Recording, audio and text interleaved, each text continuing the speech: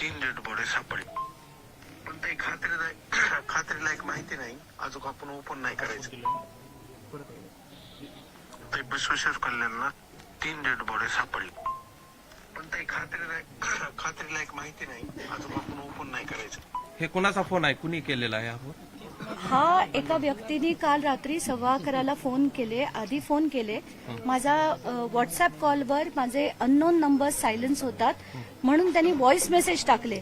आणि महत्वाचं म्हणजे जसं मी व्हॉइस मेसेज उघडला त्यांनी पहिले 2 मेसेजेस डिलीट केले, पण तिसरा आणि चौथा होता तो मी आधी एसपींना पाठवला आणि मग मी तो ओपन केला. म्हणून माझ्याकडे ते 2 मेसेजेस राहिले जे मी तुम्हाला आता ऐकवले.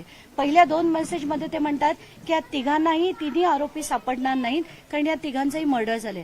आता खरे आहेत खोटे आहेत, हा व्यक्ती कोण आहे का राजकीय मोटिवेटेड आहे मला नाही माहिती. म्हणून ही माहिती मी एसपींकडे काल दिलेली आहे. तुम्हाला धमकीचेही फोन आले, तुम्हाला आलाय? मला नाही आलाय. मला अजूनपर्यंत कोणाची धमकी देण्याची हिंमत नाही झाली. बरं, या सगळ्या प्रकरणामध्ये कोण हे सगळे पुरावे वगैरे तुमच्याकडे ज्या माहिती येतात हे कोण देत आहे असे देखील चर्चा सुरू झालेली आहे. नाही गुगलवर माझा नंबर हा सगळ्यांना उपलब्ध आहे. त्या गुगलवरनं सगळ्यांनी मला मेसेजेस पाठवायला सुरू केले आणि त्यानंतर जेव्हा एवढ्या मोठ्या प्रमाणावर यायला लागले, एवढ्या मोठ्या प्रमाणावर कॉल्स यायला लागले की मी ठरवलं आपण एक नंबर जो आहे तो ट्विट करूया. म्हणून तो नंबर आम्ही ट्विट केला. त्याच्यावर तर इतक्या प्रचंड प्रमाणावर व्हिडिओज आले, फोटोज आले, माहिती आली, FIR आले.